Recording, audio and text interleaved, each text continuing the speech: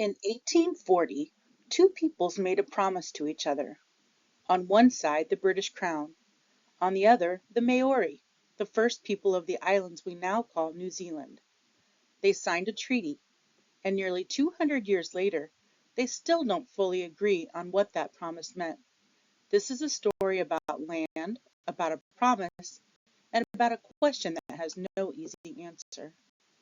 Every country has more than one story, and the lens you choose decides which story you see. You could look at New Zealand through its culture, its economy, or the way its people live together. Today we're using the political lens. That means we're asking about power and rights. Who decides what a country owes its people, and who gets a say? Hold on to that, because at the end you'll choose your own lens for a country of your own. So here's our big question, and it's one without a single right answer. Who gets to decide what a country owes its first peoples? The government elected today? A treaty signed generations ago? The people that a promise was made to? For New Zealand, it comes down to this. What does the Treaty of Waitangi still require all these years later? To understand why people disagree, we have to go back to where the promise began. Long before any treaty, these islands belonged to the Maori. They had voyaged across the Pacific from Polynesia centuries earlier and made this land their home, organized into iwi, or tribes, each with authority over its own territory. The land was theirs, and so was the right to govern it. That is where our story begins, because everything that follows is about that land and about who gets to decide its future. Then came the British. By the late 1830s, more and more settlers were arriving, and the Crown wanted order and a claim to the land. So in 1840, at a place called Waitangi, the British Crown and around 540 Maori chiefs signed a treaty. The Treaty of Waitangi promised that Maori would keep their lands while the Crown took on a role in governing. To the chiefs who signed, it looked like a promise of protection and partnership. But there was a problem hidden inside that promise. The treaty was written in two languages, English and Maori, and the two versions did not say the same thing. The English text said Maori gave up sovereignty, full and final power over the country.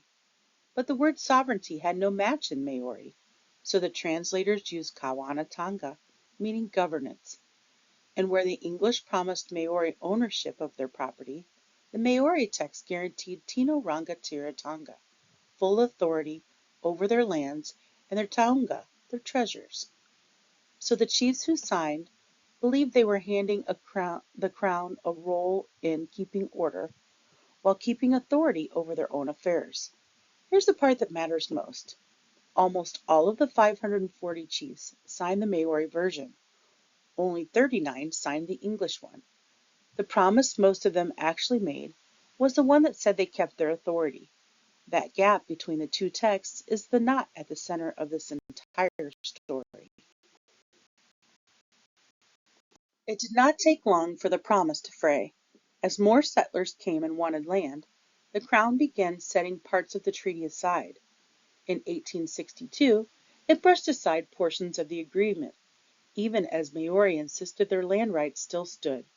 What followed was a long, painful cycle that lasted generations.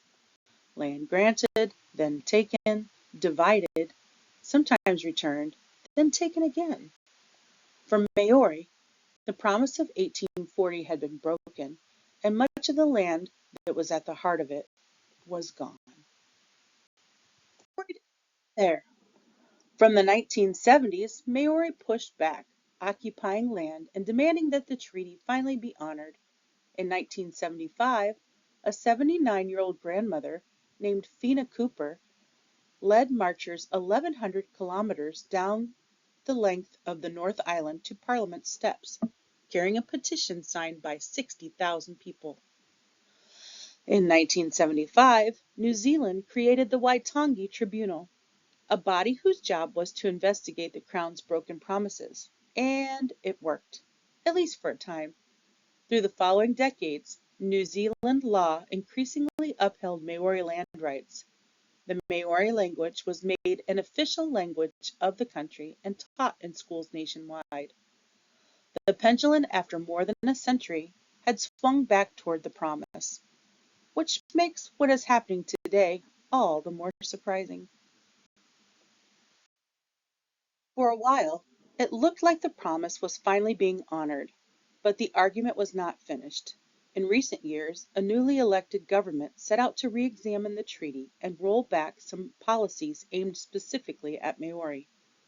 At the center was a proposed law that tried to do something no one had managed in 185 years: write down, in plain legal language, exactly what the treaty's principles mean, and declare that whatever rights it grants should apply to every New Zealander equally.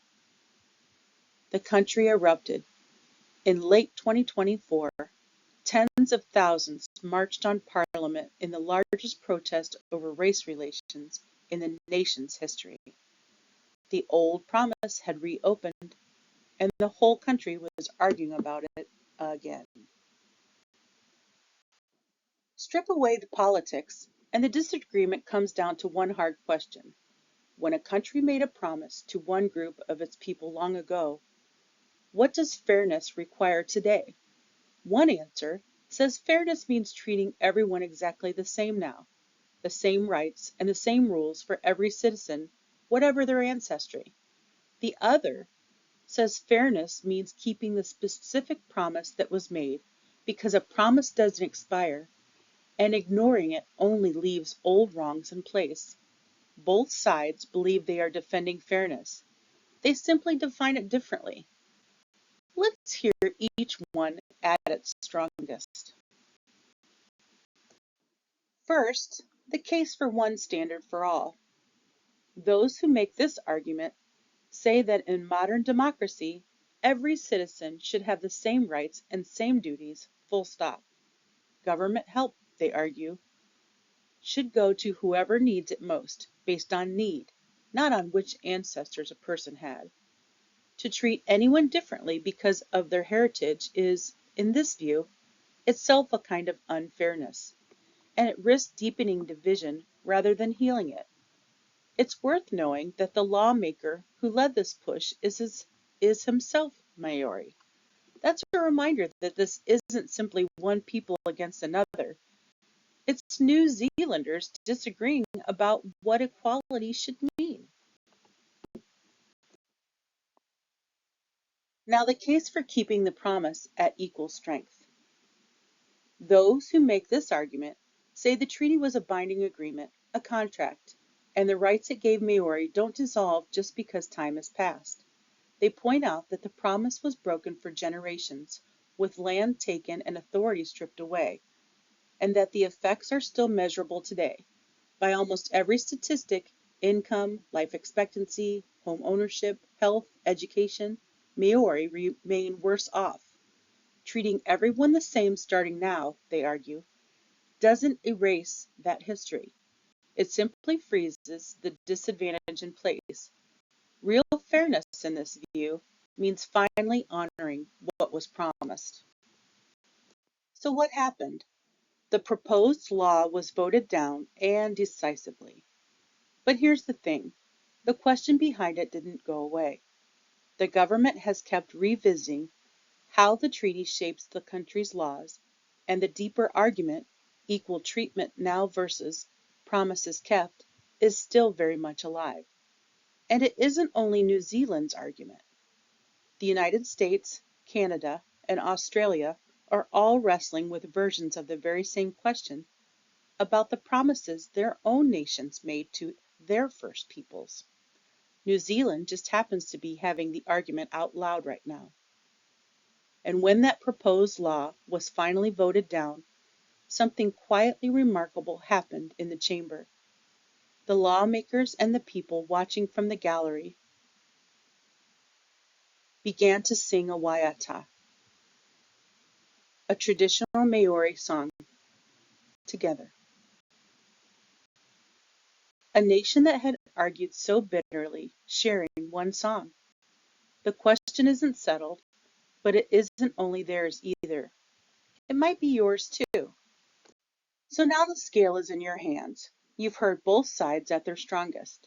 One says fairness means treating every citizen exactly the same today. The other says fairness means keeping the specific promise that was made and that ignoring it just locks old wrongs into place. Which argument do you find more convincing and why? And here's the question a careful historian never skips. What evidence is missing? What would you go looking for before you decide? A sharp question is often worth more than a quick answer. Remember, we looked at New Zealand through just one lens, the political one. You could pick up a different lens, its culture, its economy, or the way its land and its people shape each other, and see a whole new side of the same country. So here's your challenge. Choose a country that interests you. Choose a spice lens. Then write your own essential question about it, one without an easy answer. The question that ran through this whole video belongs to every nation that ever made a promise to the people who were there first. Who gets to decide what a country owes its first peoples? Now go find your own question and start digging.